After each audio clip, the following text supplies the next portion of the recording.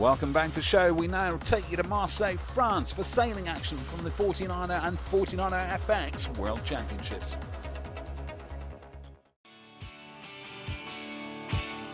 Welcome to Marseille, one of the most renowned sailing venues on France's Mediterranean coastline for the 49er and 49er FX World Championships. 148 teams are competing in what is also the first ever World Championship for the 49er FX class. Amongst the pre-race favourites are Australia's 2012 Olympic gold medalists Outeridge and Jensen, who make a return to 49er racing after their commitment to the America's Cup. In the 49er FX, Denmark's Nielsen and Olsen have won every event they have raced, including the 2013 Europeans, but the gaps are narrowing. Ongoing preparation ahead of racing for some, with a spot of chill time for others.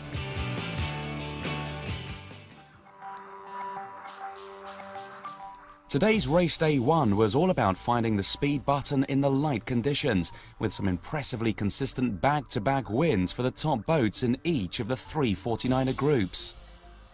2 wins apiece for Denmark's Wara and Lang, Great Britain's Fletcher and Sign, and New Zealand's Hansen and Perebski, who all turned on the power to lead each of their groups. Wara and Lang were incredibly fast, starting on the leeward to take the favoured left side of the track, with defending champions Outeridge and Jensen on windward. The Danes put in the challenge to several teams on their way to the front, passing Portugal's Lima and Costa after rounding close behind them at the leeward gate and splitting tack right after. A great opening day, but Wara knows that what matters more than bullets is scoreline consistency. Well, we are happy. It's the best start, of course, but it's a long way sailing, and that's about consistency. So first place is good, but we need more, and we need to keep being consistent, and that's how you win. In the blue group, the Kiwis had their own battles, with a young combination of Hansen and Perebski launching their championship bid in fine form and showing the veterans a thing or two, including Olympic silver medalists and recently crowned 49er European champions Burling and Tuuk. A career best of 6 at the World Championship is the best past form for Hansen and Perebski compared to Burling and Tuuk, who also count 2 49er World Championship silvers to their medal haul. Burling and Tuuk have a tendency to make things tough for themselves, but come through when it counts in the closing races. And with several stages to this championship and qualification through to the final day of racing, will also be looking for consistency. Despite their advantage of local knowledge, the home team of Dottoli and Delpech did not have a good day, with 2 16th places, as today was more about speed and skill in the short races. Racing in course area C, the red group faced the lightest conditions with many puffs and holes across the course, as teams had to virtually sniff out the wind. The world number 6 pairing and European silver medalists Fletcher and Sign dominated with a massive lead over the second place team from Germany, Hale and Pwllheli. End of race disappointment for the Germans, who were black flagged in race 1 but counted their second place in race 2. The 49er FX were up on the race tracks right after the men, racing in course areas A and B. The surprise performance of the day came from Singapore's Kunga and Tan in the yellow fleet, who take the early lead from a 3-2 scoreline, with Denmark's Hansen and Iversen putting in a solid performance to follow in second overall from results of 2nd and 4th. The favourites Nielsen and Olsen really struggled in the first race, with the combination of the light wind and strong current proving particularly tricky and pushing them way down the fleet to take results of 22nd and 5th, where they ended day 1 in unfamiliar leaderboard territory of 26th. Over in the blue fleet, scorelines are more up and down. The world number 2 team from Brazil, Grael and Kunze, put in a great start on leeward in the opening race, going on to claim the win, but struggled to follow up in race 2, where they finished 11th. Italy's Conti and Klapsich delivered the most stable performance, with 2 3-place finishes to end day 1 in a tidy 3rd overall. As with the earlier racing for the men, getting into the speed groove was key to success, as Hansen explained. It looked like it was okay. We were finished 2nd in the race. So we could see the other girls were going in a high course and we were going a little bit more speed. So we think it's quite fine. Welcome to Marseille and the second day of the 49er and 49er FX World Championships. A crucial day for the men's fleet as the top 40 from today's 3 races will advance to the second round of qualifying. The renowned Mistral wind has blown hard over the past week, but all change here so far as a lighter breeze dominates the racecourse. The sea breeze filled in a bit earlier today, and first to hit the racetrack were the 49er men.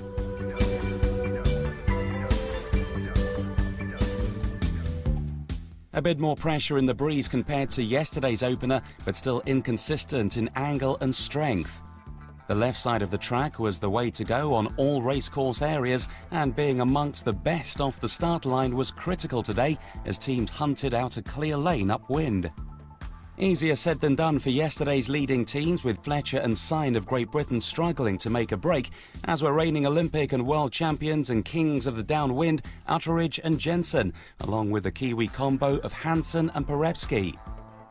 They all knew where to go. The challenge was getting to the favoured side of the track amongst such a high-quality fleet. I mean, it's generally quite tricky conditions, light, and today is very shifty with this island. We've done a lot of hard work since our hoose. We've just done a lot of training with the other Brits. But I think for this weekend we'll be ready for it, we're tuned for it, so we'll be out fighting. An impressive scoreline of all top 4 finishes for Olympic silver medalists Burling and Tuke, who took a 4-3-1 to accelerate up the leaderboard to 4th overall. Local team Pwllheli and Del Pesh also found their groove to knock out all top 10 finishes after a disappointing opener yesterday and safely sitting in 16th overall. Sitting just behind their Olympic heroes are Austria's World 29 pairing of Bilstein and Husel, so far the top performing of the under-24 teams competing, counting a stunning 2, 6 and discarding a 14th from today's 3 races. The discard race factored into the scoring today, which assisted Denmark's Wara and Lang to stay in second on the leaderboard. Yesterday's double wins were joined by results of 6 and 3 today, with their surprise 15th place finish in the day's final race fortunately discarded. Of yesterday's top 3 dominant teams, the most consistent performance today went to the Kiwis Hansen and Pwllheli, who delivered a 3-7-9 to sit in 3rd overall, carrying a tie-break advantage over teammates Burling and Tuke. Major disappointment for those dropping out of the top 40, who are now relegated to continue their racing in the silver fleet. A surprise to see Germany's world number 3 ranked team Hale and Plossel end the first stage of qualification in 43rd. As close as it gets for the 3 teams, who are tied on an equal 49 points, with only 2 able to claim the final 2 slots into the top 40. Bad relief for Croatia's Kostov and Kupak, who narrowly sealed their qualification as the 40th place team. The wind dropped by the time the 53-team 49er FX fleet took to the track and got even lighter, with 2 races for the yellow fleet and only 1 race possible for the blue fleet. In the yellow fleet, overnight series leaders from Singapore, Kung and Tan, put in another showcase performance, crossing the line in 5th place, but couldn't put in a follow-up in the next race and shift to 2nd overall. The world number 5 ranked team, Jussark and Lorenz from Germany, who won last year's 29er XX Worlds, finished the day's opener in 2nd place, but similarly didn't manage to repeat in the next race. Over in the blue fleet, the one race of the day was won by Germany's Meyer and Halbrook, who upped their game from yesterday. Also in the blue fleet were Hansen and Iversen, who punched off the start but couldn't hold it, dropping out of the top 10 to cross the line in 11th place and dropped to 4th in the overall leaderboard. The forecast is for similar light breeze conditions tomorrow. The women's 49er FX fleet will race first as they face their final day of qualification to determine the top 20 who will advance to Gold Fleet. Over in the 49er men, the top 40 teams face off in the second round of qualifying, with the top 20 qualifying to Gold Fleet after tomorrow's racing. The other teams will contest 3 races to determine who qualifies to silver and bronze fleets.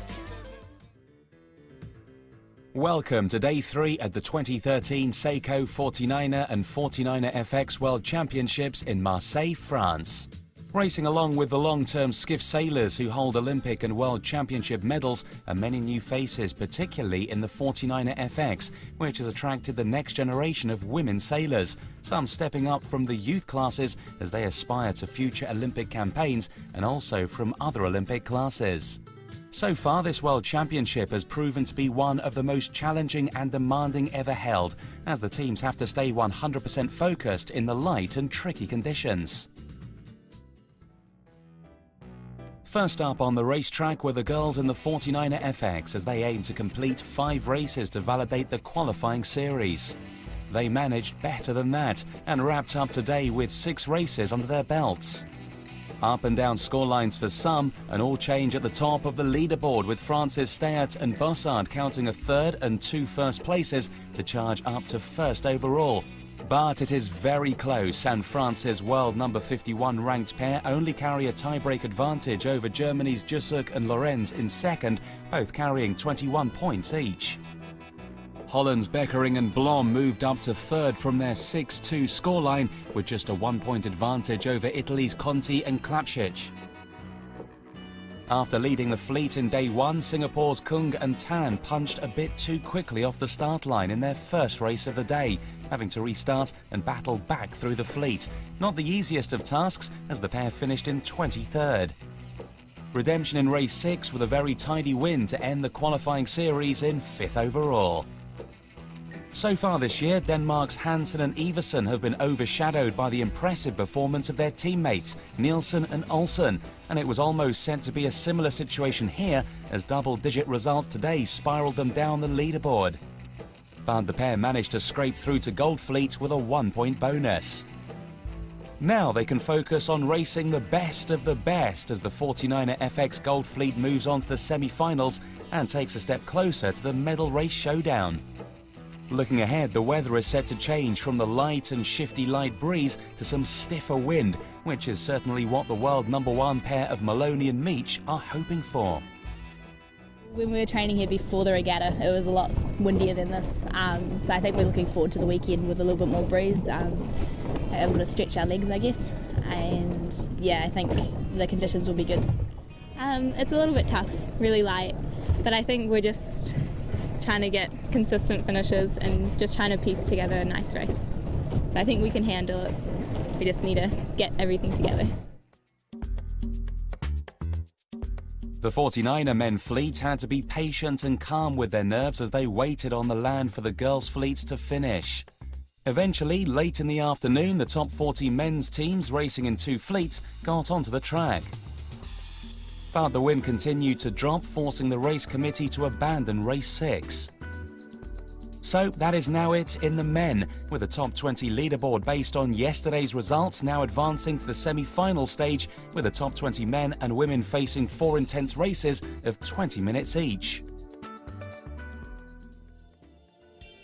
Racing is set to get even more interesting at the 2013 Seiko 49er and 49er FX World's Championship in Marseille, with the top teams very close in points and everything at stake. Everyone will fight hard to get into Sunday's finals and claim the world title, so do not miss the action. And we'll be back on the water in Marseille for more sailing action after this very short break.